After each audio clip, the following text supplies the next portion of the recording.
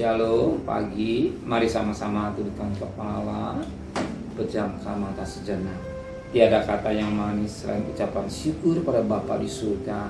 Semua karena kasih karunia-Mu yang limpah dalam hidup ini. Kami masih ada, kami masih bernapas, kami hidup pada Tuhan. Pagi ini maka kami mengadakan mesbah warga, mesbah pribadi. Kami boleh naikkan pujian penyembahan kepada Tuhan. Dan lebih Tuhan Roh Kudus tetap memakai hamba-Mu, mengurapi hamba-Mu. Dan kami yang mendengarkan boleh disucikan hati dan pikiran kami. Sehingga sekalipun firman-Mu singkat, tapi menjadi berkat buat kami. Dan kami tidak lupa menaikkan doa syafaat. Haleluya. Shalom, pagi. Mari sama-sama kita akan membaca firman Tuhan. Lukas pasal 24.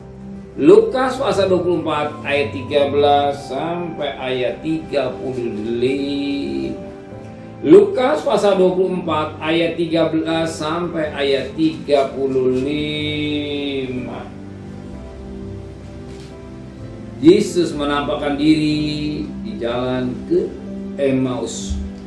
Pada hari itu juga dua orang dari murid-murid Yesus pergi ke sebuah kampung bernama Emmaus yang terletak kira-kira 7 mil jauhnya dari Yerusalem. Dan mereka bercakap-cakap tentang segala sesuatu yang telah terjadi. Ketika mereka sedang bercakap-cakap dan bertukar pikiran, datanglah Yesus sendiri mendekati mereka, lalu berjalan bersama-sama dengan mereka. Tetapi ada sesuatu yang menghalangi mata mereka, sehingga mereka tidak dapat mengenal Dia. Yesus berkata pada mereka, apakah yang kamu percakapkan sementara kamu berjalan? Maka berhentilah mereka dengan muka muram.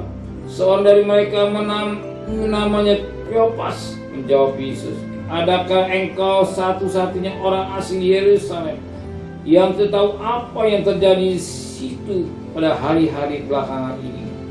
Kata Yesus kepada mereka, apakah itu? Jawab mereka, apa yang terjadi dengan Yesus orang Nazaret? Dia ada seorang nabi yang berkuasa dalam pekerjaan dan perkataan di hadapan Allah dan di hadapan seluruh bangsa kami.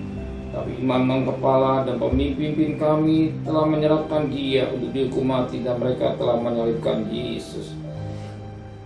Pada kami dahulu mengharapkan bahwa Dialah yang datang untuk membebaskan bangsa Israel. Tapi sementara itu telah lewat 3 hari sejak semua itu terjadi. Tapi berapa perempuan dari kalangan kami telah mengejutkan kami. Pagi-pagi buta mereka telah pergi ke kubur dan tidak menemukan mayatnya. Lalu mereka datang dengan berita bahwa telah kelihatan kepada mereka malaikat-malaikat yang mengatakan bahwa ia hidup. Dan beberapa teman kami telah pergi ke kubur itu dan mendapati bahwa memang benar yang dikatakan perempuan-perempuan itu, tetapi dia tidak melihat. Mereka lihat. Lalu ia berkata kepada mereka, hai kamu orang bodoh, betapa lamban hatimu sehingga kamu tidak percaya segala sesuatu yang telah dikatakan para nabi. Bukankah Mesias harus menderita semua itu untuk masuk ke dalam kemuliaannya? Lalu ia menjelaskan kepada mereka apa yang tertulis tentang Dia dalam seluruh kitab suci, mulai dari kitab-kitab Musa dan segala kitab nabi-nabi. Mereka mendekati kampung yang mereka tuju, lalu ia berbuat seolah-olah hendak meneruskan perjalanannya. Tapi mereka sangat mendesaknya, katanya, tinggallah bersama-sama dengan kami, sebab hari telah menjelang malam dan matahari hampir terbenam. Lalu masuklah ia untuk tinggal bersama-sama dengan mereka.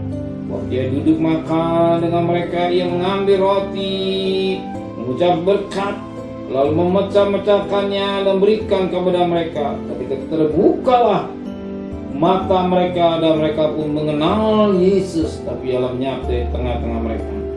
Kata mereka seorang kepada yang lain, bukankah hati kita berkobar-kobar ketika ia berbicara dengan kita di tengah jalan? Dan ketika ia menerangkan kitab suci kepada kita. Lalu bangunlah mereka dan terus kembali ke Yerusalem. Di situ mereka mendapati ke-11 murid itu. Mereka sedang berkumpul sama-sama dengan teman-teman mereka. Kata mereka, Sesungguhnya Tuhan telah bangkit dan telah menampakkan diri kepada Simon. Lalu kedua orang itu pun menceritakan apa yang terjadi di tengah jalan dan bagaimana mereka mengenal Dia pada waktu Ia memecah-mecahkan roti. Puji Tuhan, kita melihat firman Allah cukup jelas bagi kita dalam perjalanan Yesus ke Emmaus, di mana kita melihat dua orang dikatakan dalam jalanannya dia melihat dua orang yang murid Yesus sedang bercakap-cakap. Tetapi ketika Yesus datang, dia tidak mengenal Yesus. Tidak mengenal Yesus. Tetapi apa terjadi ketika Yesus memecah-mecahkan roti? Dia mengenal Yesus. Sebagaimana dikatakan pada firman Tuhan pada ayat 30. Waktu Yesus duduk makan dengan mereka, Yesus mengambil roti, mengucap berkat, lalu memecahkan dan memberikan kepada mereka. Ketika itu terbukalah mata mereka dan mereka pun mengenal Yesus. Kenapa berkat ini? Justru lewat perjamuan kudus, roti bicara tubuh Kristus, tubuh yang terpecah-pecah. Dan Yesus kata, inilah tubuhku. Ketika kita melihat perjamuan kudus, kita akan mengenal Yesus yang penuh, yang bangkit, yang mati dan bangkit dan hidup, mengenal akan kasih-Nya. Maka setiap kita makan perjamuan itu ingat akan kasih. Sebagaimana dikatakan pada ayat yang ke-35. Lalu kedua orang itu pun menceritakan apa yang terjadi di tengah jalan dan bagaimana mereka mengenal Yesus pada waktu Ia memecah-mecahkan roti. Lihat perjamuan suci, kita akan ingat akan kasih-Nya. Kita ingat akan pengorbanannya. Kita ingat akan cintanya yang besar dalam hidup kita. Kapan? Ketika kita makan perjamuan suci. Oh, kasih, betapa benar kasih-Nya luar biasa. Pengorbanannya. Ya, maka pengajaran kita ingat Tuhan yang luar biasa hidup kita. Kok kasih begitu nyata ketika kita masih berdosa.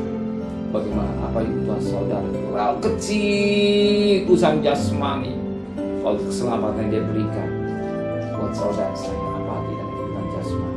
Percayalah, keselamatan diberikan lewat korbannya dijual juta, lewat perjamuan cintanya akan kita. Apa arti kebutuhan saudara? Yakinlah Tuhan pasti tolong, pasti Tuhan memberkati saudara. Amin. Sudah percaya Tuhan akan tolong dan menyelesaikan saudara yang ruwet. Amin.